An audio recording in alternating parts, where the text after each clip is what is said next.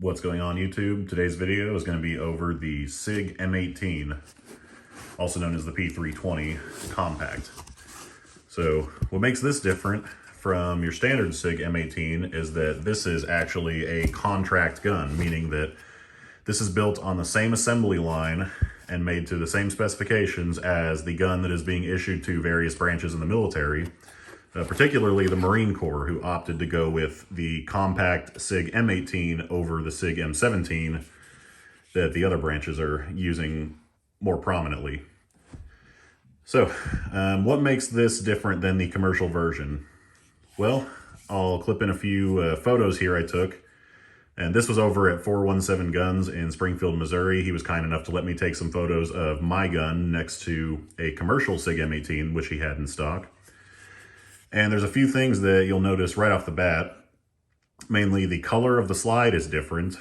And I'm not going to pretend like I know what exact coating this is or what the differences in the coating are between the commercial version and this one. Sometimes just between batches of guns, things like FDE colors will change, but there is a pretty noticeable difference from what I can see online of this batch of guns that SIG released on the commercial market.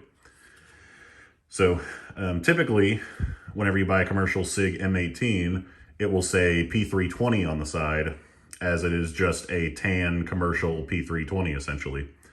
But this one lacks the P320 markings. It only has the M18 and SIG Sauer, and it also has a manufacturer number and a part number. So, which the commercial gun obviously does not. And one way that you can tell right off the bat if you're dealing with a commercial gun or a contract gun is the serial number prefix.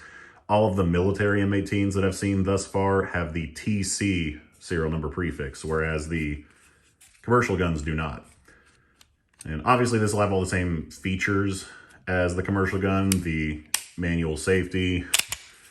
It's a striker fired 9mm, comes with 3 mags. The other ones in the box, I believe these are 22 rounders, if I remember correctly.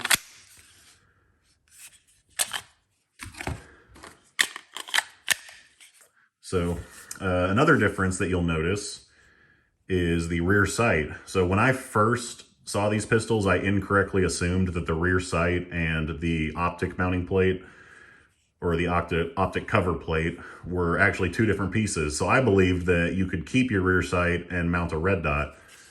And actually that turns out to not be the case. Just like on the commercial version, these are 1 piece. And so when you remove the cover plate to install an optic, you lose your rear sight. Not that it really matters, since it's cut for a Leupold Delta Point Pro, which you can install its own rear sight on, and in which case you'll have to install a different front sight anyway. But that is something that I noticed and was kind of surprised at, because they did change the design of the rear sight, and I'll clip in a photo of that here. On the commercial version, the rear sight actually overhangs onto the plate a lot more, and it's more obvious that they're 1 piece. But on this version, they trimmed the rear sight back for whatever reason, and the way that the plate attaches is also slightly different. So on this contract version, I believe there's 1 screw holding the rear sight assembly on and this plate, and it's hidden underneath the striker channel, or in the striker channel. Whereas on the commercial version, there's actually 2 screws, which are located on either side of the striker channel on the inside of the slide. So you actually have to disassemble the gun to remove this plate. So, other than those few obvious differences that I just pointed out, the only other big difference between the 2 versions of the gun is the packaging they come in.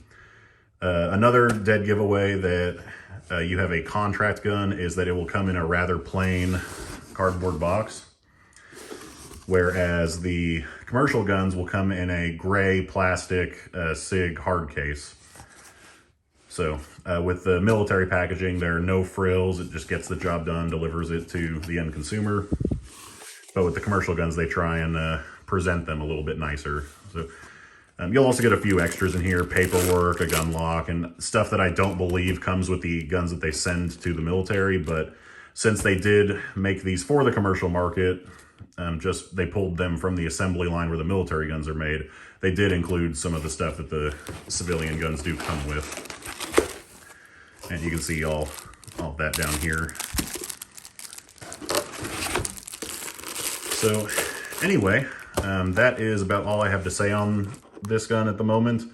Haven't even shot it yet, just picked it up from my FFL. If you have any questions about it, feel free to drop them down below in the comments. If you know more about the actual functional differences between the commercial and the military guns, feel free to educate us down below in the comments. I'd be happy to hear your guys' thoughts and any info that you've come across. And as always, like and subscribe, and thank you for watching.